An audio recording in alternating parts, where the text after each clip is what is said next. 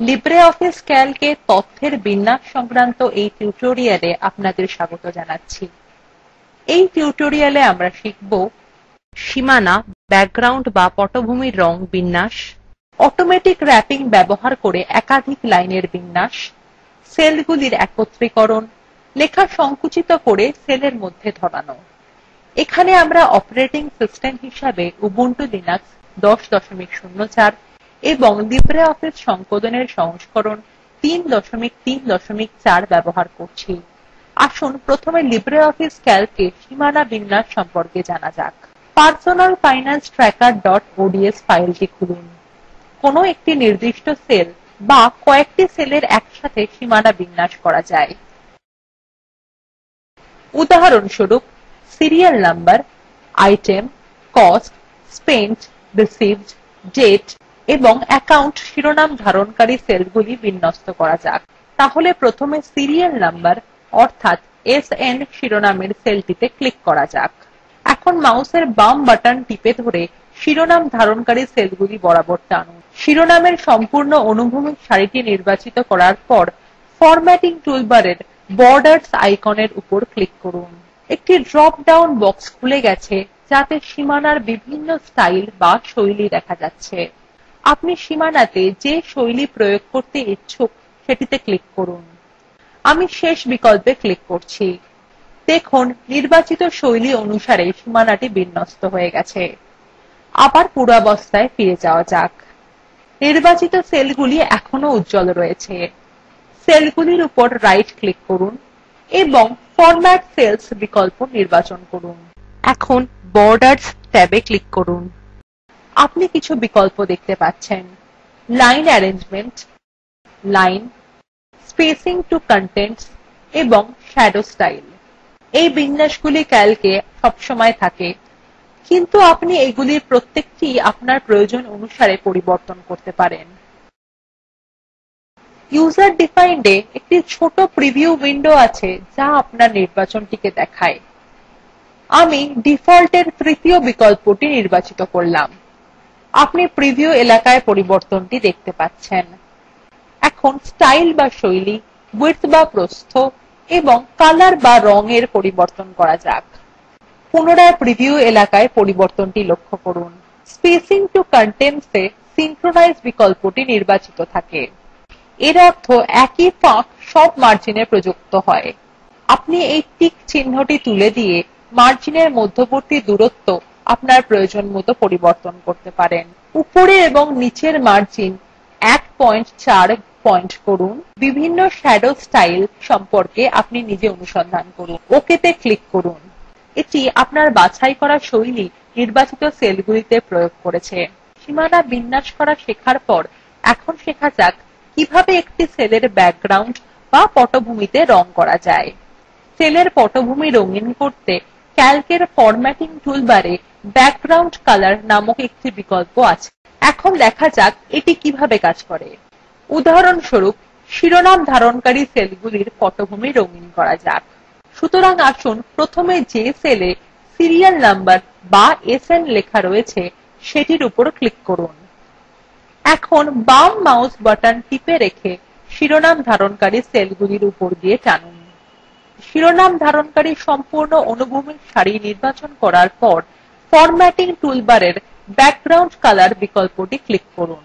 একটি pop up menu খুলে গেছে যেখান থেকে আপনি যে রং পটভূমিতে প্রয়োগ করতে চান তা নির্বাচন করতে পারেন। গ্রে বা ধূসর রঙের উপর ক্লিক করুন।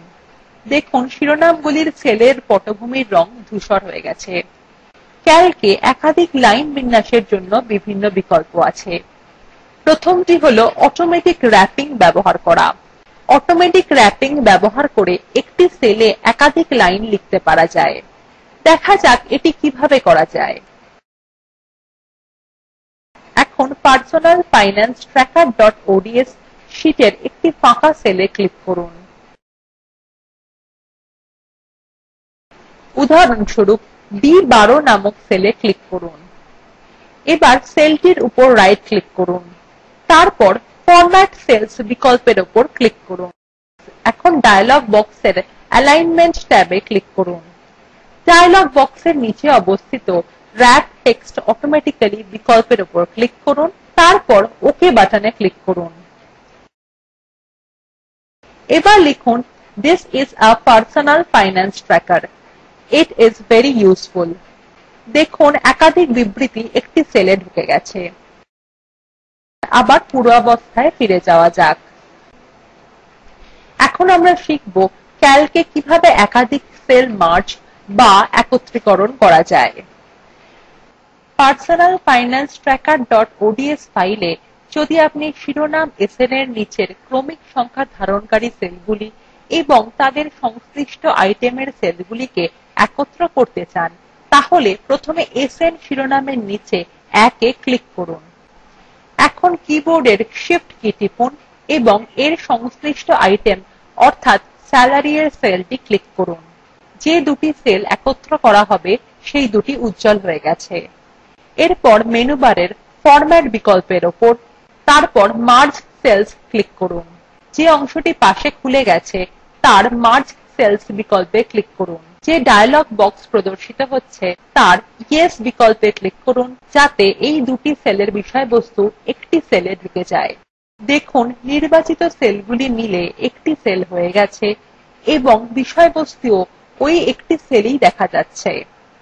Ctrl এবং Z কি দুটি একসাথে টিপে আবার পূর্বাবস্থায় ফিরে যাওয়া যাক। এরপর আমরা শিখব কিভাবে একটি লেখা এমনভাবে সংকুচিত করা যায় যাতে সেটি একটি সেলে ধরে যায়। একটি সেলে তথ্যের ফন্টের আকার স্বয়ংক্রিয়ভাবে পরিবর্তন করা যায় যাতে লেখাটি সেলে ধরে যায়। দেখা যাক এটি কিভাবে করা যায়। B14 নামক সেলটিতে This is for the month of January লিখুন। দেখুন লেখাটি সেলে ধরছে না। লেখাটিকে ধরানোর জন্য সংকুচিত করতে প্রথমে B14 নামক সেলটিতে ক্লিক করুন। এবার মেনু বারের ফরম্যাট বিকল্পটিতে ক্লিক করুন। তারপর সেলস ক্লিক করুন অথবা সেলের উপর রাইট ক্লিক করুন এবং ফরম্যাট সেলস ক্লিক করুন।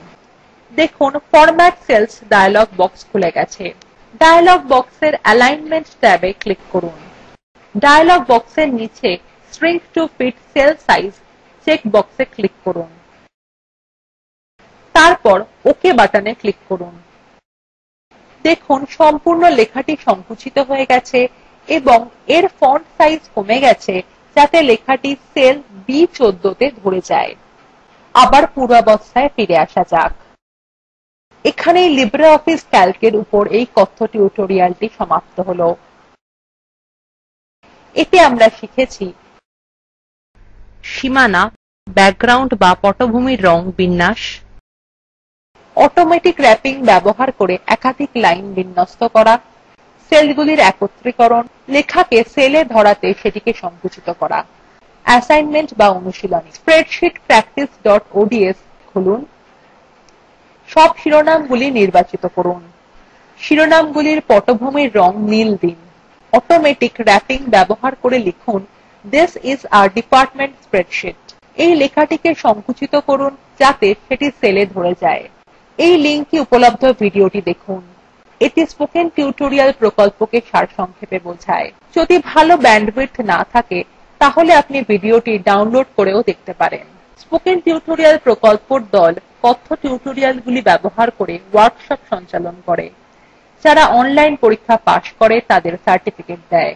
এই বিষয়ে বিস্তারিত তথ্যের জন্য contact@spoken-tutorial.org তে ইমেল করুন। Spoken tutorial talk to a teacher প্রকল্পের অংশবিশেষ। এটি ভারত সরকারের ICT MHRD এর ন্যাশনাল মিশন অন এডুকেশন দ্বারা সমর্থিত। এই বিষয়ে বিস্তারিত তথ্য এই লিঙ্কে প্রাপ্তিসাধ্য spoken-tutorial.org/nmeict-intro। আমি অন্তরা এই টিউটোরিয়ালটি অনুবাদ এবং রেকর্ড করেছি। শুভবিদায়।